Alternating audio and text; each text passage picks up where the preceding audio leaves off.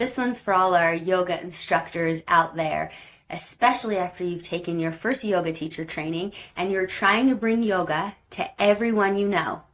But not everyone you know can participate in an aggressive advanced vinyasa class. We all know that feeling. So what is adaptive yoga? Why is it so important to be able to bring these tools and healing modalities to a wider demographic? Welcome to the Crystal Zen podcast. I believe our bodies are a living map of the entire universe. All the answers reside within. Remember, you are sovereign, whole, and infinitely valuable. And the best gift we can give to the world is our own healing. Join me as we explore holistic tools, spiritual practices, and paradigms that are shifting the way people experience life, business, and relationships. I love to share education on the most recent medical research and cutting-edge technology on anatomy, neurology, trauma, development, and more to give us a foundation in understanding how to align, utilize, and upregulate our physical systems. Ultimately, this podcast is a witness and support to people on their journey of remembering, an inspiration for all of us to keep going, and a reminder that we are not alone. So welcome to the Crystal Zen podcast. We have a treat today because Abigail is back. Welcome. Hello. Thank you. So good to be back. Such an honor. I always love sitting down and having these conversations with you. Thank you. I am so excited because me and Abigail collaborate on a couple things together right now. One of the things we're going to tell you about today. So it's just going to be really fun and beautiful. So join us for a quick tune-in, clear your mind, feel better today, and then join us as we deep dive into our discussion about accessibility. Close your eyes. Exhale through your mouth. Feel not only the energetic but physical release in your shoulders as you drop things away that you don't need to hold right now. We'll take 2 more breaths like that. Inhale through your nose. Exhale through your mouth. Feeling your forehead, ears, jaw, shoulders drop. And a final one.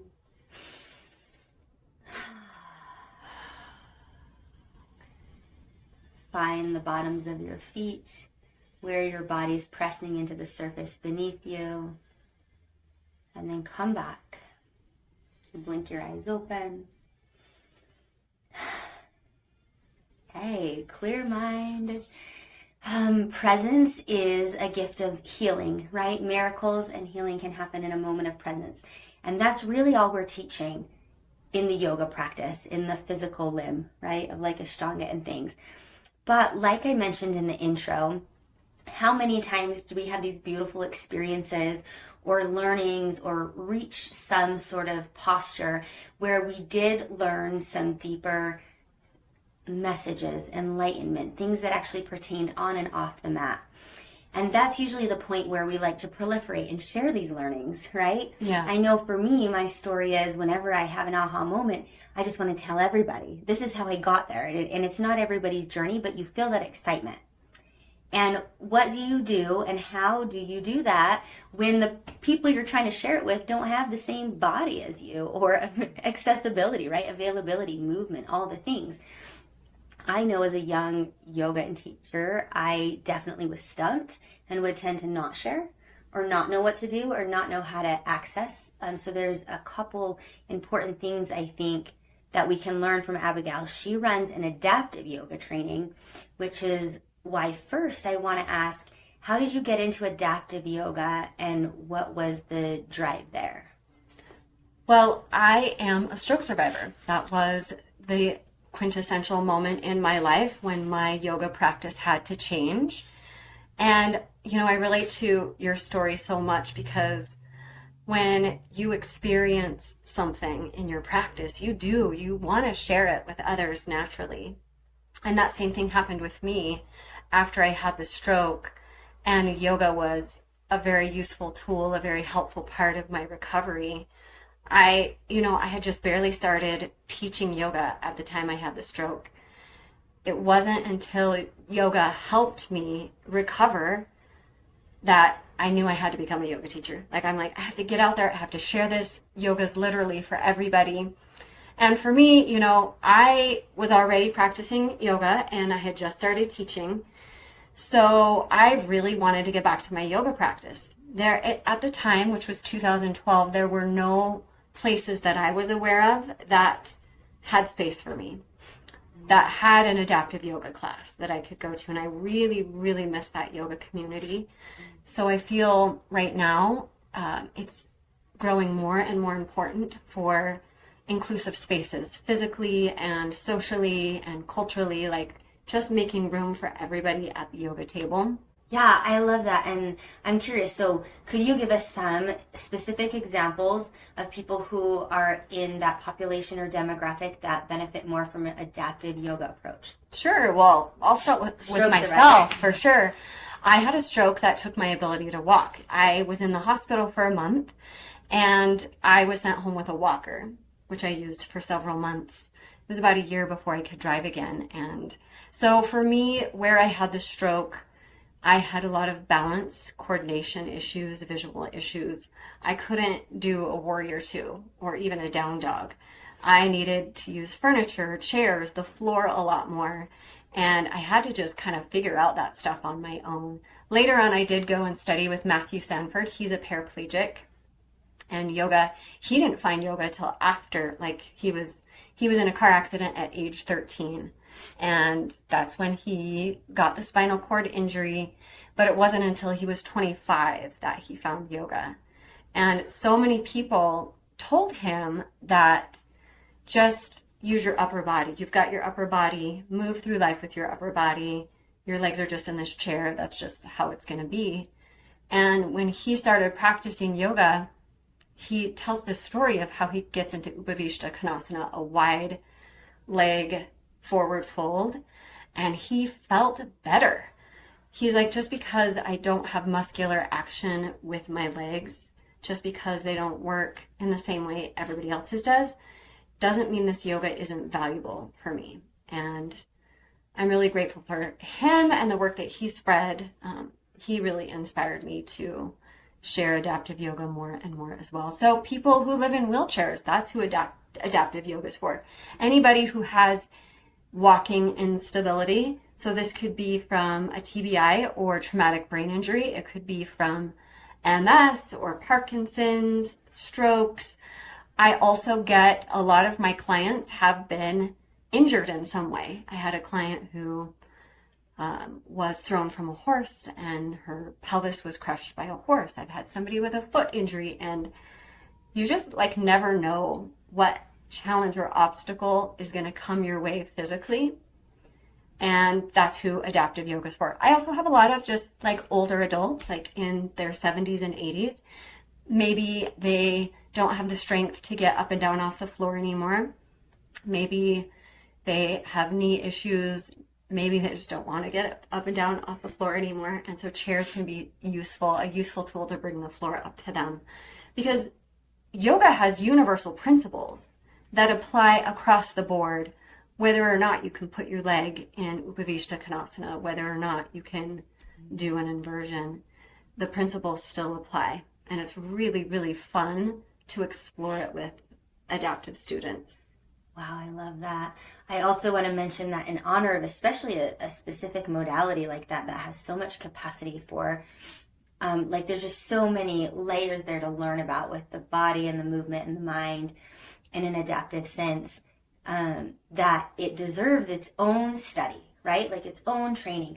Like it's very difficult, I mean, to go in, which is how I'd approached it before, and like, I have this one client who needs this one thing, and I'd learn a piece of that, you know, a little piece, a little window into adaptive, but then it didn't translate through every person. Like you're saying, everybody's thing, even if they need adaptive yoga, is actually a little nuanced and different. Yep. And so that's why I think the full training gives you kind of a bigger perspective and picture and a lot more tools, is what I've been piecing together for the last 20 years, is like, well, I had that one client with that one nuance, so now I can adapt that.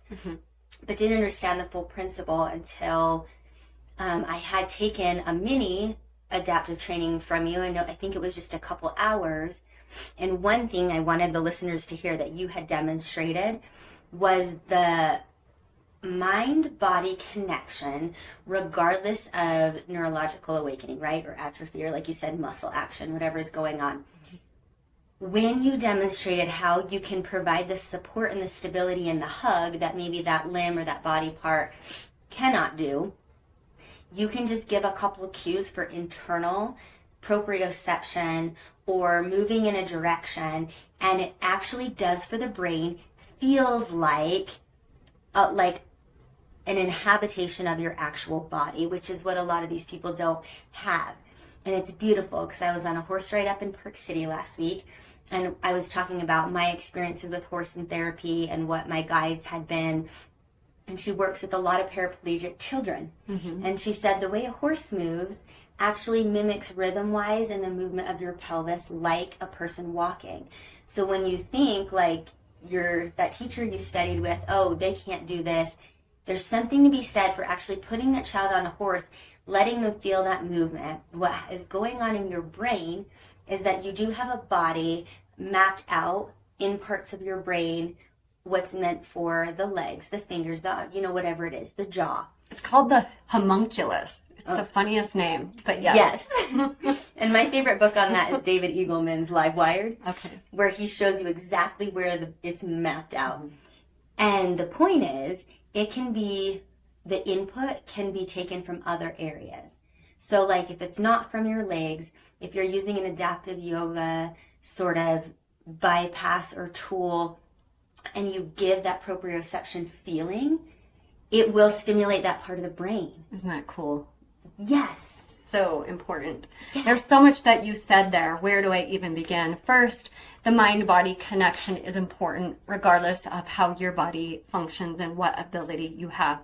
And many people who are living in a body that doesn't work how the traditional person's does, a lot of those people, some people have been born that way, definitely, but a lot of them have been through a trauma, a very severe physical trauma, and of course that mixes into emotional trauma as well.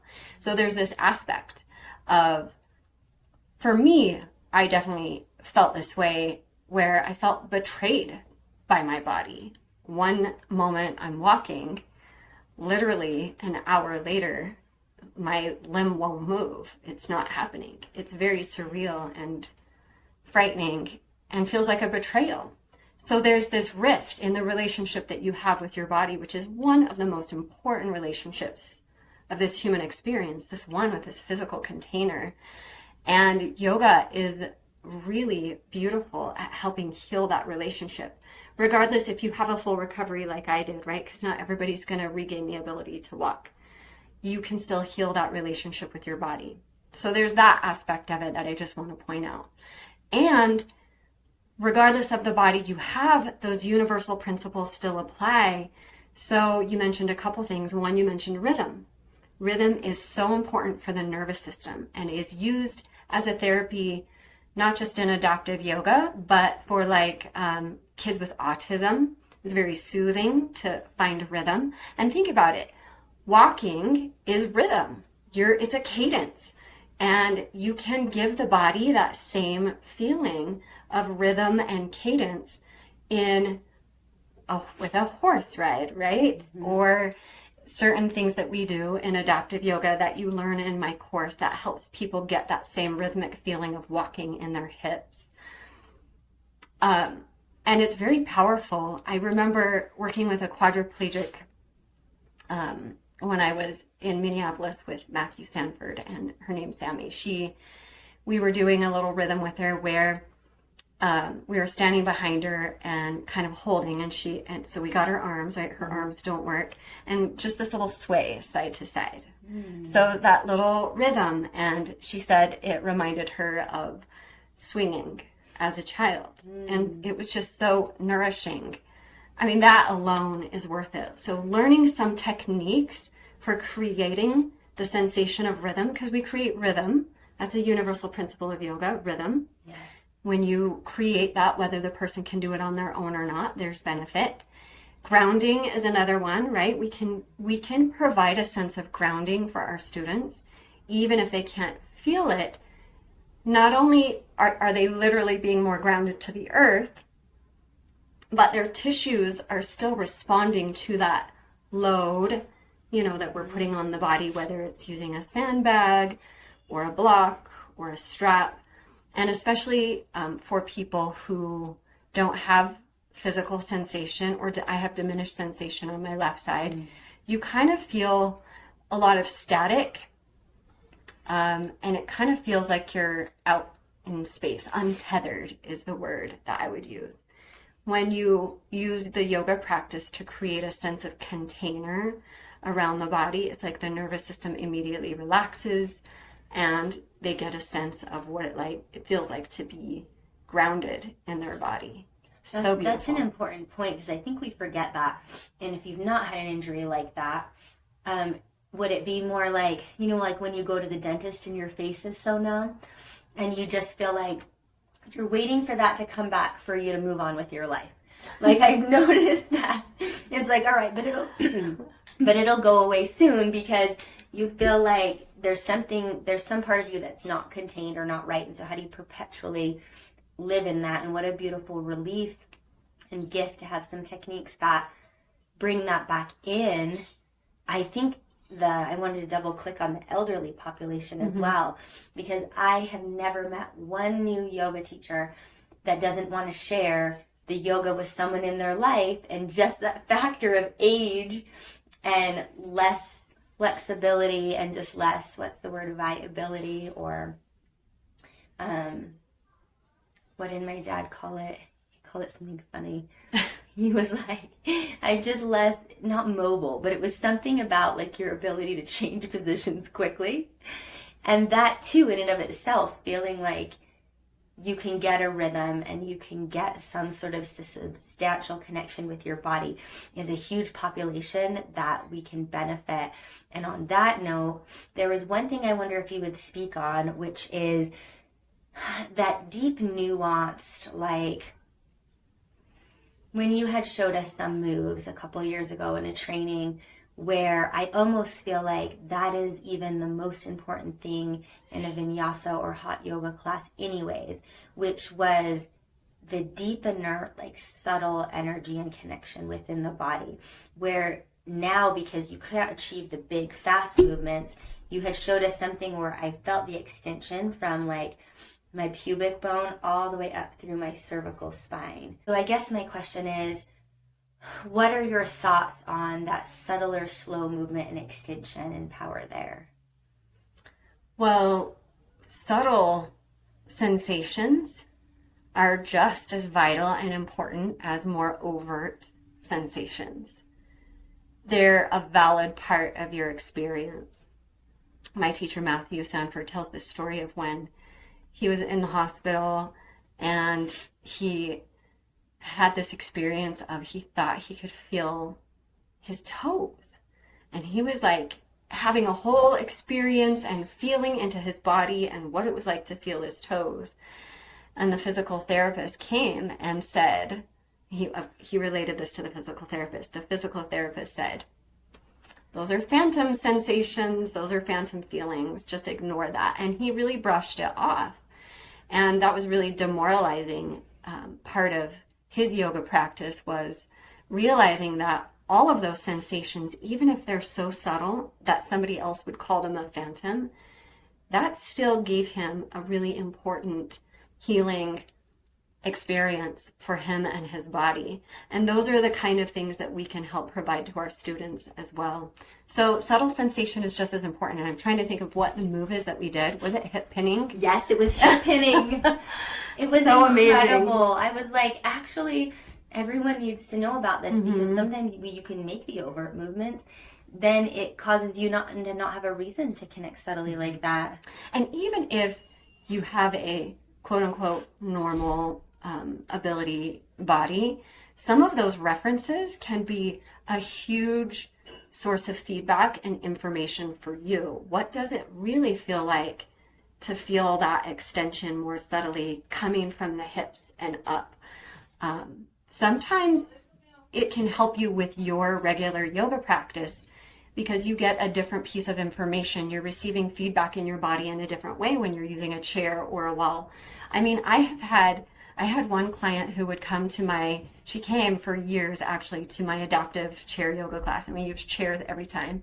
And she was older, but she didn't need the chair from a physical ability wise.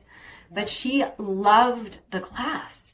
She loved the stability that it gave her, and she loved learning about her practice, about herself, about her body with this new piece of information. So it can be really profound for anybody.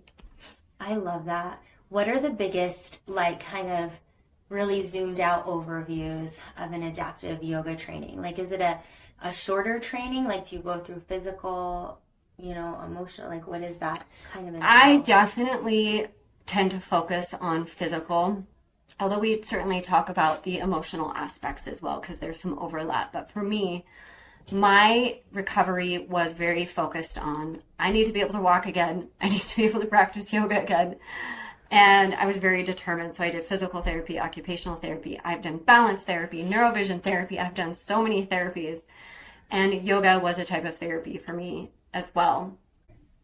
So I do like to focus on the physical aspect for that reason. Part of my journey was relearning how to walk again. And even after I wasn't using the walker, I still had a very ataxic gait. It was very uncoordinated. My proprioception was all off. So I did a year-long biomechanics course that absolutely transformed my walk. Like, I feel like I walk better now than before I had the stroke. Thanks to this training with Katie Bowman, just phenomenal. So I actually include a whole section on walking stability, because a lot of people, if you're ambulatory at all, a lot of people still have issues with stability or fears around falling, and if they can get back up again, and just being stable with their walk in general. And so I include a lot of those biomechanical things that I learned that were so helpful for me. So I have a section on walking stability. We definitely talk about the universal principles of adaptive yoga, because really I want you to think about what sensation are you trying to create in partnership with your student. What's the purpose of being in this posture, and how can you help create the environment for that to come up for them? So we talk about universal principles. I have a huge section on, I call reference, and this includes using props, it includes using assists, it includes using your voice as reference. That is a really big part of adaptive yoga. And people with different physical abilities are used to a lot of that, working with their physical and occupational therapists. So they tend to be a little, obviously you still obtain permission and create safety with your students, but there's usually a little bit more touch and props, chairs, blocks, straps, bolsters, blankets, walls, all the things. Sandbags that I use all the time. I use half domes, and I use massage therapy balls, yoga tune-up balls as well. I use those in all my yoga classes. I mean, it all starts to spill over, but we talk about how would you adapt sun salutations. What if, you have somebody who can be on the floor, how would you, but they can't do jump backs. How would you adapt a sun salutation for them? What does a sun salutation look like in a chair? There's a whole section on all the different ways you could do a specific yoga posture, including inversions, mind-blowing. Can you really do inversions when you live in a wheelchair? Yes, you can still create the sensation of an inversion for your students. Cool. Restorative yoga. And ultimately I will say this, even though, I have a very specific structure and things that I want to cover, the most important thing to me is that anyone, whether they're a teacher or not, that comes through my adaptive yoga training, they walk away feeling confident that no matter what student shows up to their class, they know they have the capacity to figure it out together. Something clicks when you see all these ideas, like you were saying, yeah, this one thing works for this one stroke issue. No, you start seeing things differently. You're like, how can I bring the floor up to them? What is the challenge happening in this right now, and how can we figure it out? You learn literally how to investigate with your student the experience of being in a posture, and that means you never need no, I'm just kidding. You never need another training again. No, but really, I can't teach you everything about every condition and everything you're going to come across. But I can show you how to approach it so that you're able to figure it out yourself, no matter what student shows up. And that's really important to me. That's so beautiful. And that's the skill, right? That's the important skill. That's where the confidence is built, and also the co-creation, right? And I think that's what sets us in just a really beautiful realization of the relationship we're in when we're supporting others. We're not doing anything for them. Even in adaptive yoga, you can't do anything for somebody else, but you can guide them and you can support them and you can point them in a direction where they can do these things for themselves. And especially in an adaptive population or demographic, that is so empowering. Like, so I love that. I think it's beautiful. I think it's a really, really, really important training for anyone who's actually teaching the public, right? To have in their tool belt, because they'll feel better. But it's also very valuable to have as like a skill if you're trying to be hired by people to do these things. Yeah. And it's also just for the listeners who aren't yoga teachers. It's actually, this is why I've taken every training I've ever taken in the last 20 years, was because I wanted it for myself. I wanted to explore something and know something more deeply for myself first. Yeah. And so if you're in that population, could they take your training as well? Would that be beneficial? You do not have to be a yoga teacher. I'll get caretakers. I'll get physical therapists in these trainings. And I have a couple different versions so that it works for everybody. In October, I have an 8-hour version coming up. It's condensed, but still complete. And then I have a 20-hour in January coming up as well. That'll be my signature full training where you get to work with adaptive students. That's a 20-hour. That will be at PC Yoga Collective in January. We haven't announced dates yet, but 8 hours, some people can't like do a whole entire intense weekend. So 8 hours can be a really bite-sized way to take it in, and you walk away with like so many ideas. And I will tell you this, there are so many adaptive classes, accessible classes, inclusive classes, chair classes, whatever you want to call them. They are like growing exponentially. I'm teaching 8 adaptive yoga classes a week right now. Wow. It is truly like people are seeing a need for it, and people really want to be able to practice yoga and get those additional benefits that are different than, you know, what you get in physical therapy, which is all very physical focused. So there's a lot of opportunity out there for those who are teachers. It's great for people to, and you do get continuing education hours with Yoga Alliance. If you're not a teacher and you just want to learn for your family, for yourself, come and learn. You'll get lots and lots of ideas. And you just never know when you're going to need it, right? And 200 and 300 hour trainings, they have so much to teach. Yeah. It's really not possible for them to teach you all these things. Maybe you'll get a short workshop, which is a great start, but you really need to continue this education because it is so important. In human beings, we just have such vast experiences and differences.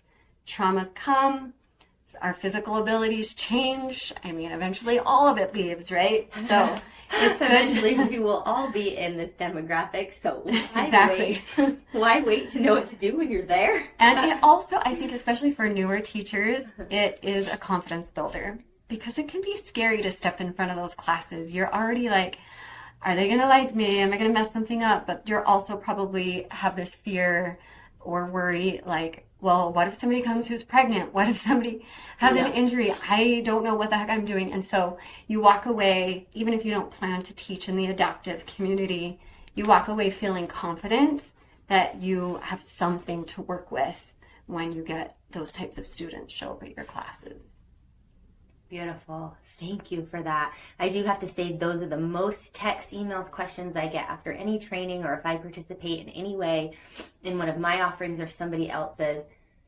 The instructor's asking me, well, my mom has a broken wrist. What do I do? This pregnant lady's in my class. What? Like, those are like the biggest questions, probably the most quantifiable questions I get about that after the initial entry into yoga as a student or a teacher. And so I actually feel really grateful that Abigail gave me a code, Crystal20, and you can go on her website, wellwithabigail.com, and I will link all of that so that now I don't have to be bogged down trying to help all of that. I just have a beautiful place to point them. People. Yes. And that code is good for the October training. Okay. It's at Brick Canvas in Lehigh. Okay. Friday, October 21st to Saturday, October 22nd, 4 hours each day. So if you go to wellwithabigail.com, look under yoga offerings, there's a whole page on adaptive yoga. You'll see the training there. And at checkout, just use Crystal20. You get $20 off, Cool. which is helpful. Thank you. And if that's not the training that fits in your schedule right now, get on Abigail's email list, follow her on Instagram. I'll tag all the things. And then when an offering comes up that you can jump on, do it. Because it'll just be so incredible. And I appreciate your time. I appreciate having these important discussions with me, things that I found after 20 years of teaching and participating in this world that I feel like just were never said to me at the beginning. Yeah. And I love getting it out there. I love, expanding the mind and pondering on, wow, this is for everyone and all those things. So thank you so much. My pleasure. Seriously, I love having these conversations with you that make a difference in the world, make a difference in people's lives. Yeah. Satnam. Thank you. Thank you for listening. Connect with me on Instagram at Crystal Zen Yoga. Subscribe on my website at crystalzenyoga.com to receive tools and practices for your holistic journey and to be the first to know about offerings, workshops, trainings, and retreats. We live in powerful times that require courage, bravery, compassion, authenticity, community, and grounding. You're not alone. Check out my free content, classes, and meditations on YouTube under Crystal Zen Yoga and have a beautiful day. Satnam.